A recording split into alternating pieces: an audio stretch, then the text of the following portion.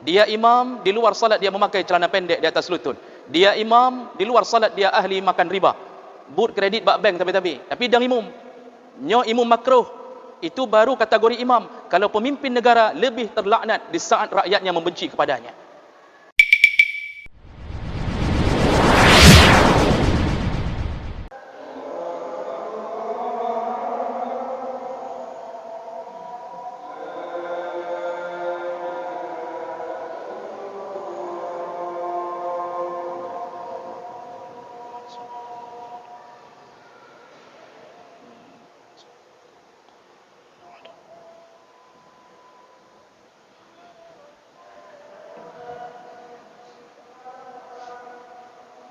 Alhamdulillahil wahidil ahad.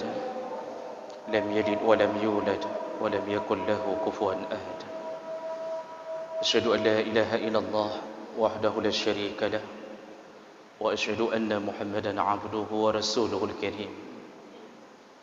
Allahumma salli wa sallim ala nabiyyina wa sayyidina al-Mustafa Muhammadin wa ala alihi wa ashabihi ajma'in.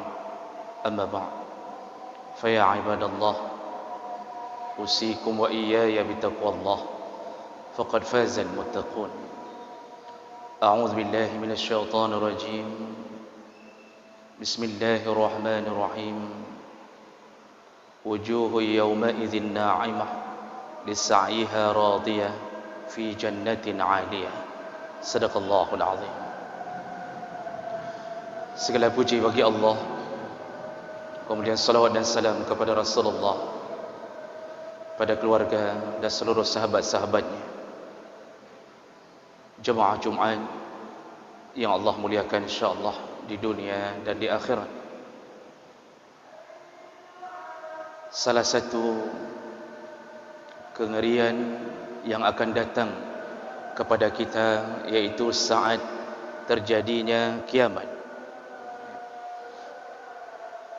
Hari itu Allah gambarkan yauma yafirrul mar'u min akhihi wa ummihi wa abihi wa sahibatihi wa banihi likulli imri'in minhum yauma idzin sya'nu yughni. Kengerian hari kiamat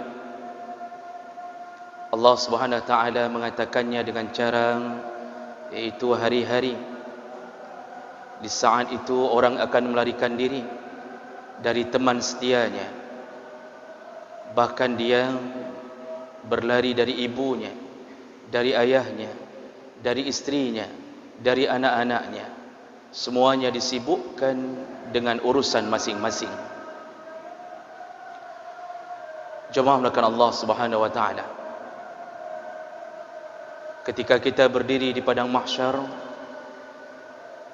Allah Subhanahu wa taala menyebutkan kita berdiri dalam dua kelompok besar. Yang pertama, kelompok yang terhina, dan yang kedua adalah kelompok yang berbahagia. Ini persis seperti Allah sebutkan dalam surat Al-Ghashiyah. Hal ataka hadisul ghashiyah? Apakah telah datang kepadamu kabar tentang hari kiamat? Kata Allah, wujuhu yawma idzin khashi'ah. Nanti di hari kiamat itu ada kelompok pertama yang wajah mereka tertunduk dalam keadaan hina. Amilatun nasibah. Semua pekerjaan mereka di dunia sia-sia. Sekarang mereka merasakan kepayahan, nasibah, kepayahan. Dan Allah terus gambarkan tentang kondisi orang-orang yang terhina sampai ayat ke-7. Setelah Allah gambarkan tentang mereka, kemudian di ayat ke-8 sampai ke-16 Allah Subhanahu wa taala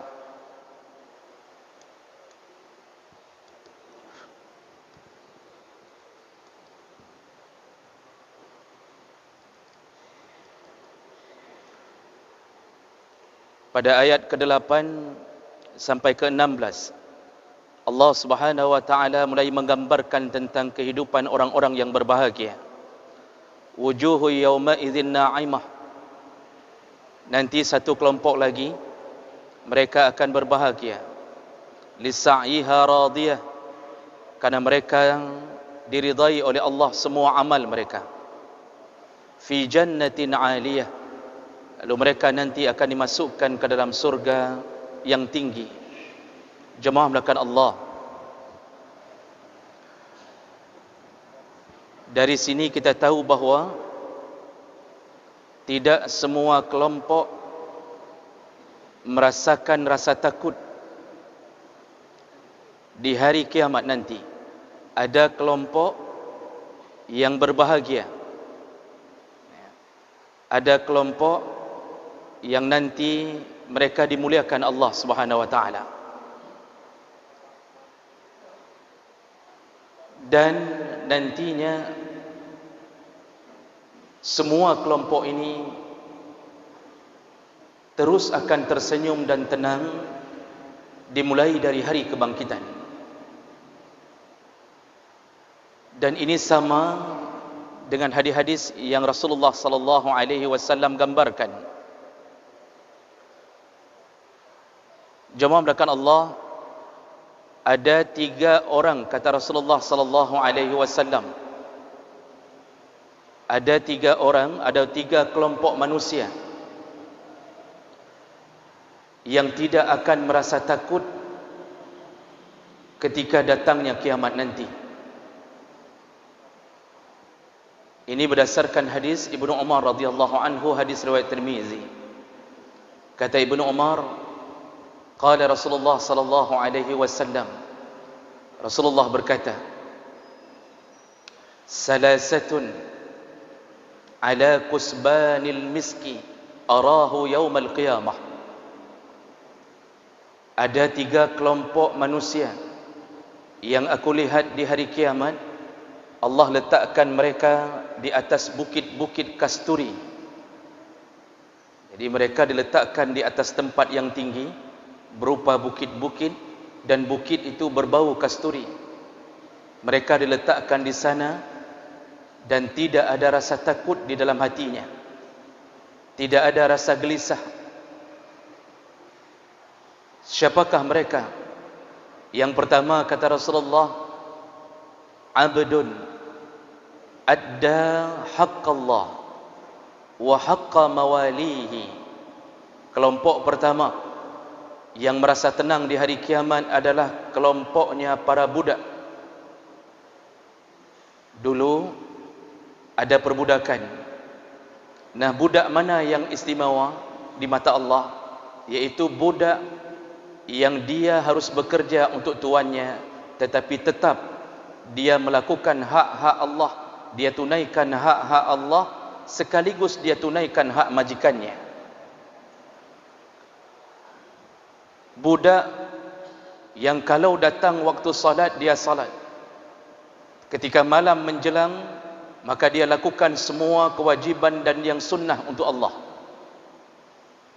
Tapi ketika mereka disuruh bekerja oleh majikannya, maka mereka bekerja dengan tulus ikhlas. Inilah budak-budak yang diselamatkan Allah, dan mereka akan tersenyum berbahagia. Tidak ada rasa takut pada diri mereka.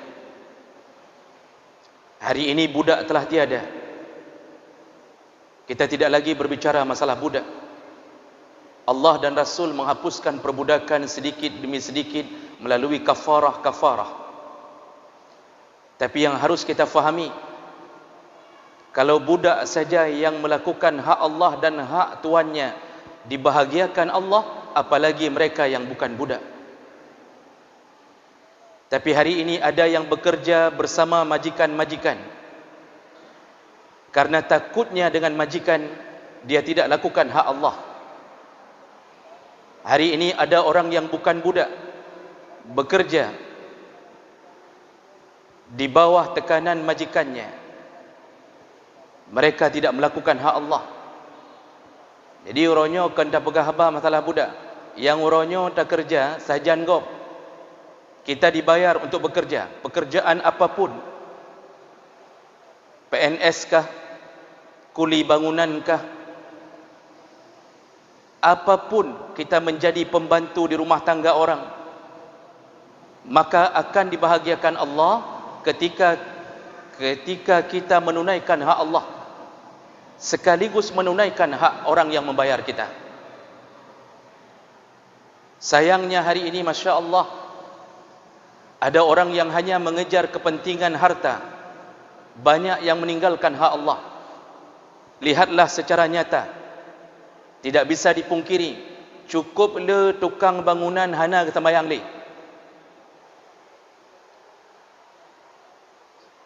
Cukup ramai orang yang hari ini bekerja bersama majikan-majikannya, orang-orang yang membayarnya, tapi salat mereka tinggalkan. Mereka hanya berharap 70 ribu rupiah per hari, 100 ribu per hari, 150 ribu per hari. Lalu mereka meninggalkan hak mereka kepada Allah Subhanahu Wa Taala. Nah, yang lebih parah lom, but pedang masjid, watai truk, watai bang, tukang-tukang pegat masjid hana temayang. Duk bak saboh sago hana sembayang, preh urung wa sembayang, lanjut lom bangunan. Na'udzubillah. Kalau budak saja dimuliakan Allah di hari kiamat, dirinya budak di bawah tekanan orang, milik orang, ketika datang waktu untuk Allah dia lakukan milik Allah. Maka pekerja-pekerja kantor hari ini, kita bukan budak. Kalau sudah datang waktunya kewajiban kepada Allah, maka wajib meninggalkan pekerjaan apapun, datanglah tunaikan hak Allah. Kepala-kepala dinas, para pemimpin, berikan waktu kepada para pekerja untuk keluar dari kantor-kantor mereka lebih cepat. Kepala dinas pendidikan, berikan waktu untuk anak-anak sekolah keluar lebih cepat dari sekolahnya, agar mereka bisa menunaikan salat, agar mereka bisa mendatangi Jumat-Jumat sebelum khatib berada di atas mimbar. Yang cukup ramai anak mit hana sembahyang Jumat ni. SMA, SMP hana sembahyang Jumat. Kenapa keluar jam 12? Sampai ke rumah setengah 1. Kemudian mereka tinggalkan salat. Maka tanggungjawab dosa semua orang yang membuat program ini. Jemaah Jumat yang dimuliakan Allah Subhanahu Wa Taala. Kemudian Rasulullah sallallahu alaihi wasallam melanjutkan hadisnya, orang yang kedua atau kelompok kedua yang Allah muliakan di hari kiamat, tidak ada rasa takut di hari kiamat nanti, adalah rajulun amma qauman, yaitu seseorang yang memimpin satu kaum, wahum raduna alaih, kaum itu ridha kepadanya.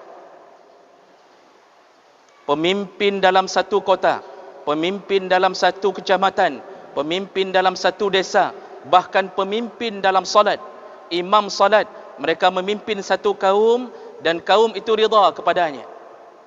Maka pemimpin ini wajib masuk surga, Allah muliakan di hari kiamat. Kebalikan dari itu, Rasulullah sallallahu alaihi wasallam melaknat, mengharamkan surga pemimpin yang membuat rakyatnya benci kepadanya, pemimpin yang membuat rakyatnya menderita, pemimpin yang hanya mencari harta lalu meninggalkan kesejahteraan rakyatnya. Haram masuk surga. Makanya Rasulullah mengatakan, salasatun la tartafi'u fawqa ru'usihim, salasatun la tartafi'u salatuhum fawqa ru'usihim shibran. Ada 3 kelompok orang yang salatnya tidak diterima Allah Subhanahu Wa Taala. Ada 3 kelompok orang yang salatnya tidak diterima Allah. Jangankan naik ke langit, sejengkal di atas kepalanya pun dia tidak bisa naik. Salah satunya adalah rajulun amma qauman fahum lahu karihun, yaitu orang-orang yang memimpin satu kaum lalu kaum itu membenci kepadanya. Orang memimpin satu kaum tapi kaum itu benci kepadanya. Benci apa? Benci karena maksiat pemimpin itu. Benci karena amal mungkar yang dilakukan oleh pemimpin itu. Kalau rakyatnya benci kepadanya karena maksiat yang dia lakukan, maka walaupun dia muslim, dia salat, seluruh salatnya tidak diterima Allah Subhanahu Wa Taala sampai dia taubat dan dimaafkan oleh rakyatnya. Makanya dalam fikih, jangankan pemimpin tertinggi, imam salat, makruh menjadi imam salat yang ahli maksiat. Imam fasik tidak boleh jadi imam salat. Bahkan kalau kita mengetahui kefasikannya, maka makmum pun dibolehkan untuk meninggalkan dia dan salat di tempat yang lain kalau kita tahu kefasikannya. Nah, sebahagian kadang-kadang dang imam, kemudian selesai salat melakukan maksiat. Dia imam tapi dia pun melakukan maksiat di luar. Dia imam, di luar salat dia memakai celana pendek di atas lutut. Dia imam, di luar salat dia ahli makan riba, but kredit bak bank tapi dang imam. Nyo imam makruh. Itu baru kategori imam. Kalau pemimpin negara lebih terlaknat di saat rakyatnya membenci kepadanya. Makanya Umar bin Khattab sangat takut kalau dia dilaknat Allah sampai dia memanggul gandum, dia letakkan di atas bahunya, lalu dia bawa ke rumah fakir miskin di Madinah. Ketika pembantunya Aslam meminta kepadanya, biarkan aku yang memanggulnya wahai Umar. Apa kata Umar? Jangan wahai Aslam, karena engkau tidak sanggup memanggul dosaku di hari kiamat. Nyan pemimpin rojih, takutnya kepada Allah Subhanahu wa taala. Jemaah melakukan Allah, ini orang kedua yang Allah muliakan di akhirat nanti. Tidak ada rasa takut dengan dahsyatnya kiamat. Dan orang yang terakhir yang Allah muliakan di hari kiamat, tidak ada rasa takut, tidak ada rasa gelisah di saat orang-orang takut dan gelisah. Siapakah mereka? Rajulun yunadi ila salat fi kulli yaumin wa lailah, yaitu orang-orang yang menyuruh orang lain untuk salat setiap siang dan malam. Ada dua makna. Makna khusus kata para ulama, maksud Rasulullah adalah muazzin yang selalu mengumandangkan azan setiap waktu salat. Begitu besarnya pahala muazzin. Muazzin lebih hebat daripada imam dalam sebahagian pandangan ulama. Lebih besar pahala muazzin daripada imam dari kalangan sebahagian mazhab. Kenapa begitu? Karena muazzin menyeru orang untuk datang ke masjid, sedangkan imam hanya membangunkan orang yang sudah datang. Tapakat gop lebih payah daripada atas pedang gop. Rasulullah berkata, hari kiamat seluruh muazzin dipanjangkan lehernya oleh Allah untuk menandai bahawa inilah hambaku yang dulu menyeru-nyeru orang untuk salat. Itu makna khusus. Tapi ada makna umum kata para ulama, iaitu semua orang yang menyeru orang lain untuk melakukan salat, mereka pun dimuliakan Allah Subhanahu wa taala.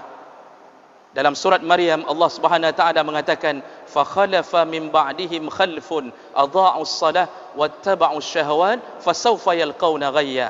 Akan datang suatu masa, masa itu akan terjadi kelompok besar meninggalkan salat, kata Allah. Kelompok besar meninggalkan salat. Bukan satu dua meninggalkan salat, beramai-ramai meninggalkan salat. Dan inilah masanya. Lihatlah remaja-remaja kita hari ini, Masya Allah, duduk di kedai kopi, azan berkumandang, hana gebedah watai maghrib. Dipo kedai kopi ke petern ija sagai tup kedai kopi, yang urang di dalam hana semayang. Nyan ngan popo kedai kopi ngan urang hana semayang, mandum dalam neraka Allah. Hari ini tinggalkan salat semuanya berkelompok, bukan satu dua, berkelompok-kelompok meninggalkan salat. Anak-anak muda bermain voli, baru berhenti ketika azan maghrib. Salatkah mereka? Tidak. Mereka akan duduk sambil menghilangkan keringat mereka, tidak salat. Orang sudah pulang salat maghrib, mereka tidak salat. Hari ini Masya Allah, kelompok-kelompok pemain game online judi berkelompok-kelompok meninggalkan salat. Allah telah katakan itu akan datang suatu masa kelompok-kelompok besar meninggalkan salat, wattaba'u syahawat, dan mereka lalu melakukan syahwat-syahwat mereka. Maka jemaah melakukan Allah, kalau ingin dimuliakan Allah, serulah orang untuk salat. Paling kurang, ku anfusakum wa ahlikum nara. Jagalah diri, jagalah keluarga, suruhlah anak salat, suruhlah isteri salat, lalu kita salatlah ke tempat azan yang berkumandang. Inilah orang-orang yang Allah bahagiakan, dan mereka tidak ada rasa takut, tidak ada rasa gelisah di saat rasa takut itu muncul di kalangan orang-orang yang Allah buat rasa gelisah kepadanya. Mudah-mudahan ini bermanfaat kepada kita semuanya. Innal hamdalillah nasta'inuhu wa nastaghfiruh wa na'udzu bihi min shururi anfusina ومن سيئات أعمالنا من يهده الله فلا مضل له وما يضلل فلا هادي له أشهد أن لا إله إلا الله وحده لا شريك له وأشهد أن محمدا عبده ورسوله الكريم اللهم صل وسلم على نبينا وسيدنا المصطفى محمد وعلى آله وأصحابه أجمعين أما بعد فيا عباد الله أوصيكم وإياي بتقوى الله فقد فاز المتقون أعوذ بالله من الشيطان الرجيم بسم الله الرحمن الرحيم هل أتاك حديث الغاشية وجوه يومئذ خاشعة عاملة ناصبة تصلى نارا حامية بارك الله لي ولكم في القرآن العظيم ونفعني وإياكم بما فيه من الآيات والذكر الحكيم وتقبل الله مني ومنكم تلاوته إنه هو السميع العليم